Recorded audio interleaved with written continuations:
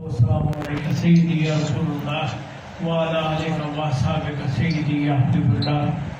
سامعین کرام، جو جہاں پر بھی میری آواز سن رہا ہے، سب کو محبت والا سلام پہنچے۔ قرآن مجید میں اللہ تعالیٰ ارشاد فرماتے ہیں، یا ایھا الذین آمنوا لا تخونوا اللہ ورسولہ وتخونوا اماناتکم وانتم تعلمون۔ اے ایمان والو، اللہ اور رسول سے دغا نہ کرو اور نہ اپنی امانتوں میں دانستہ خیانت۔ دیکھیں، یہ بڑی خوبصورت آیت شریف ہے۔ اس کی ایک تو شان نزول ہے، وہ بھی میں آپ کو بیان کرتا ہوں، اور وہ بھی بہت ہی خوبصورت بات ہے۔ اور اس سے پہلے کہ صرف اس شان نزول کی وجہ سے نہیں، آج کے زمانے میں بھی ہم کسی بھی جگہ پر ہیں، ہمیں امانت دار تک پہنچا دیں۔ یہ اللہ کا حکم ہے۔ اگر میں نے امانت رکھی ہے کسی بھی شخص کی، میں اگر ایک سرکاری ملازم ہوں تو میری امانت یہ ہے کہ میں وہ امانت عوام تک پہنچا دوں، اور اگر میں ایک سرکاری حکمران ہوں تو میری امانت یہ ہے کہ اس ملک و قوم کے راز کو اپنے سینے میں دفن کروں۔ یہ جو آج ہم روز سنتے ہیں کہ فلانا کسی کی ایجنٹی کر رہا ہے، فلانا کسی کی ایجنٹی کر رہا ہے، خطیب جو ہیں وہ اپنی ایجنٹیاں لگ رہے ہیں، پیر اپنی ایجنٹیاں کر رہے ہیں، سیاستدان اپنی ایجنٹیاں کر رہے ہیں، کوئی امریکہ کا ہے تو کوئی روس کا ہے۔ اللہ تعالیٰ نے فرما دیا کہ ایسا نہ کرو، یہ اللہ اور اس کے رسول کے ساتھ بغاوت ہے، اور اللہ اور اس کا رسول اس سے ناراض ہوں گے۔ لیکن اب اس کی میں شان نزول بیان کر دوں، یہ بہت ہی خوبصورت بات ہے۔ اللہ تعالیٰ کے پیارے رسول نے ایک زمانے میں بنو قریظہ کے یہودیوں کا محاصرہ کر لیا، اور 2 ہفتے سے زیادہ گزر گئے، ان کی بڑی بری حالت ہو گئی اور وہ تنگ پڑ گئے۔ جب وہ تنگ پڑ گئے تو ان میں سے ایک شخص نے کہا، جس کا نام کعب بن اسد جو ان کا سردار تھا، اس نے آ کے کہا کہ میں 3 باتیں اپنی قوم کو کہا تم سے کرنا چاہتا ہوں، ان تینوں میں سے ایک مان لو نہیں تو ہم مر جائیں گے۔ انہوں نے کہا کیا؟ انہوں نے کہا پہلی بات تو یہ ہے کہ یہ وہی نبی ہیں جن کا ہمارے کتاب میں ذکر آ رہا ہے، ان کی بات مان لو، بات ختم کرو اور ان کے اوپر بیعت کرنا۔ انہوں نے کہا ہم تو نہیں مانیں گے۔ کہا تو دوسری بات یہ ہے کہ عربوں کی حالت یہ ہوتی تھی اس زمانے میں، جب بہت کوئی مشکل بات ہوتی تھی تو بال بچے اپنے مار دیتے تھے اور لڑنے کے لیے تیار ہو جاتے تھے کہ سب کچھ۔ تو کہا دوسری بات یہ ہے کہ ہم اپنے بال بچے قربان کر دیتے ہیں اور ان سے لڑنے کی۔ انہوں نے کہا جی یہ بھی نہیں مانیں گے، اگر بال بچے مر گئے ہم جیت بھی گئے تو پھر کیا فائدہ۔ فرمایا پھر تیسری بات یہ ہے کہ ہم ان کے ساتھ جو ہے صلح صفائی کر لیں اور کسی طریقے سے رہنا شروع کر دیں اور ان کی شرائط مان لیں۔ انہوں نے کہا یہ بات ٹھیک ہے، ہم ان کے ساتھ مذاکرات کر لیتے ہیں۔ جب یہ بات آئی تو اس کے بعد کہا کہ سرکار دو صلی اللہ علیہ وسلم تک بات پہنچی اور ان کو کہا گیا تو تاجدار رسالت صلی اللہ علیہ وسلم نے فرمایا کہ ٹھیک ہے میں تمہاری بات مان لیتا ہوں، لیکن تم صرف سعد بن معاذ رضی اللہ تعالیٰ عنہ کے فاصلے کو منظور کرو، ان کو میں بھیجوں۔ انہوں نے کہا کہ حضرت ابو لبابہ رضی اللہ تعالیٰ عنہ انصاری مدینے کے رہنے والے، وہ اس وقت تک اسلام قبول فرما چکے تھے، اور چونکہ ان کے بال بچے اور وہ اس محلے میں رہتے تھے تو انہوں نے ان کا نام لے لیا یہودیوں نے، اور کہا کہ حضرت ابو لبابہ جو کہیں گے ہم ان کی بات سرکار دو صلی اللہ علیہ وسلم نے ان کو بھیجا۔ ان سے جب یہودیوں نے کہا کہ وہ حضرت سعد بن معاذ رضی اللہ تعالیٰ عنہ کا ذکر کر رہے ہیں، تو آپ نے اشارے سے یوں فرمایا گردن کی طرف۔ مطلب یہ ہوا کہ اگر آپ نے ان کی بات سعد کو لے آئے تو پھر تمہاری گردنیں کاٹ جائیں گی، وہ سستا نہیں ہے۔ اب یہ کہہ کے وہ چلے گئے۔ اب یہ ایک انہیں خیال دیکھیں، یہ اب باریکی دیکھیں، میرے آقا کے غلام جو تھے ان کی کیا ڈیپتھ تھی اور کیا محبت تھی اور کیا پیار تھا۔ وہ جب اسی وقت ان کو خیال آیا کہ یہ میں نے کیا کر دیا، میں نے مسلمانوں کا راز کفار تک پہنچا دیا کہ وہ اتنا سخت آدمی ہے۔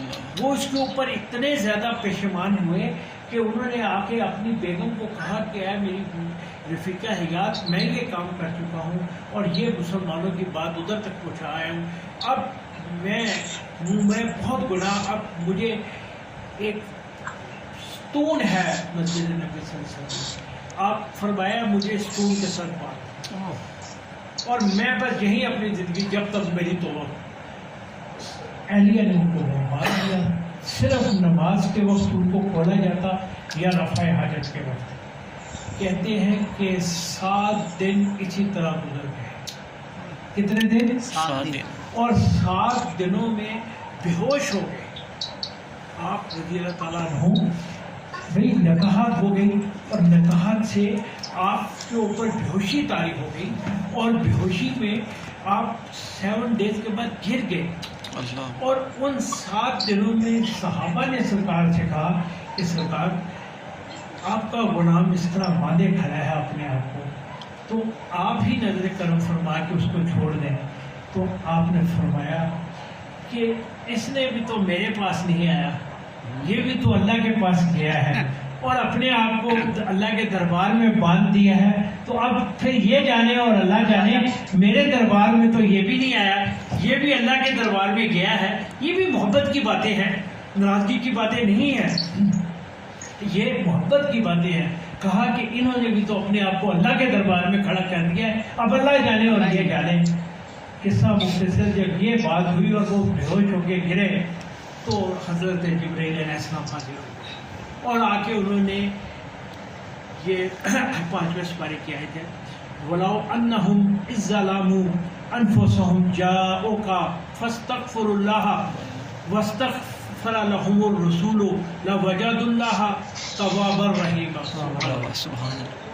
اللہ نے فرمایا کہ اے لوگو، جب تم اپنی تمہارے پاس ہم نے اللہ اور اس کا اللہ کے رسول بھیجا ہے تاکہ تم ان کی اطاعت کرو، اور جب تم لوگ اپنی جانوں کے اوپر وَلَوْ أَنَّهُمْ إِذ ظَلَمُوا اپنی جانوں کے اوپر ظلم کر سکو تو فَاسْتَغْفِرُوا اللَّهَ، تو تم اللہ کے محبوب کے حضور میں جا کے تو تم معافی مانگنے کی درخواست کرو، اور وَاسْتَغْفِرُوا لَهُمُ الرَّسُولُ، اور اگر اللہ کا رسول بھی لَوَجَدُوا اللَّهَ اللہ کے حضور تمہارے لیے ہاتھ اٹھا دے تو توابا رحیمہ، تو تم اللہ کو معاف کرنے والا پاؤ گے۔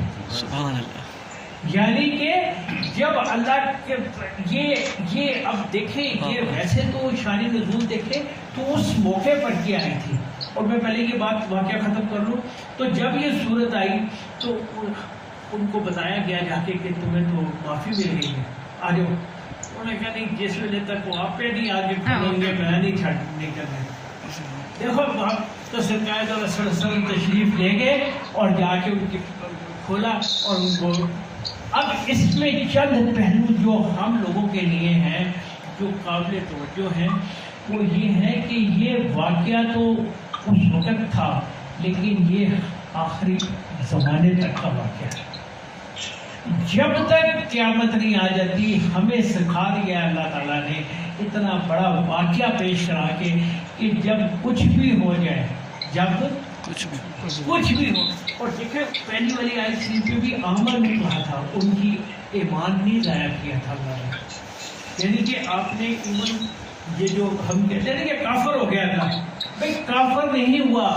اللہ تعالیٰ نے دیکھے وہ جو پچھلی والی آیت شریف میں نے جس کی وجہ سے یہ جب سب شروع ہوا اس میں بھی کہا یا ایھا الذین آمنوا، اے، تو یعنی کہ حضرت ابو لبابہ رضی اللہ تعالیٰ عنہ نے راز دے دیا، پھر بھی ایمان نہیں ان کا ختم فرمایا۔ ہم کہتے تھے وہ فلانا ایجنٹ بن گیا کافر ہو گیا، بات ختم، پھر نہیں اس کو قتل کر دیا اپنے آپ نہیں بھائی نہیں، ایمان نہیں ضائع، یا ایھا الذین آمنوا اللہ کہہ دیا، اللہ نے اس وقت کہہ دیا کہ ایمان نہیں ضائع ہوا، اللہ نے فرمایا کہ ایمان نہیں ضائع ہوا، ہاں گناہ تو ہو گیا اور وہ پھر انہوں نے باندھ لیا، اب کیا کریں؟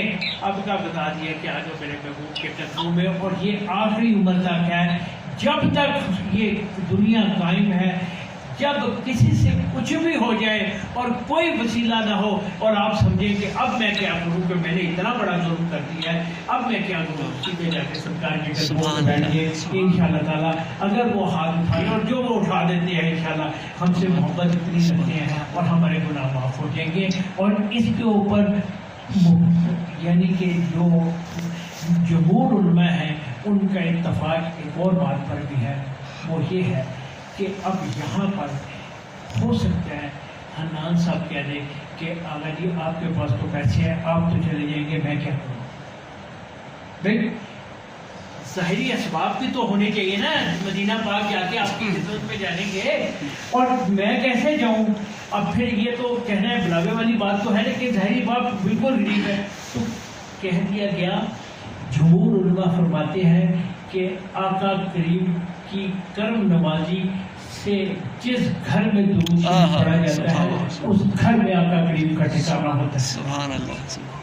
تو درود شریف کی کثرت رکھو اور اپنے گھر میں ہی ہاتھ اٹھا لیا کرو، یہ سوچتے ہوئے کہ ہم، کیونکہ آپ نے کہا ہے نا کہ تمہارا درود مجھ پر بھیجا جاتا ہے اور میں سنتا ہوں، تو درود شریف تو وہ سن رہے ہیں اور بھیجا جا رہا ہے اور وہ وہاں موجود ہیں، تو پھر فاصلے کو ہے ہم سے تکلف کیا، ہم بھی بے بس نہیں، بے سہارا نہیں، تو فاصلے سمٹ جاتے ہیں اور آقا پھر وہیں تشریف لے آتے ہیں اور ہمارے گھر ہی مدینہ بن جاتے ہیں۔ اللہ تعالی ہمیں ہر اچھی بات کے اوپر سمجھ کے عمل کرنے کی توفیق عطا فرمائے۔ وآخر دعوانا الحمدللہ رب العالمین۔ مختصر سی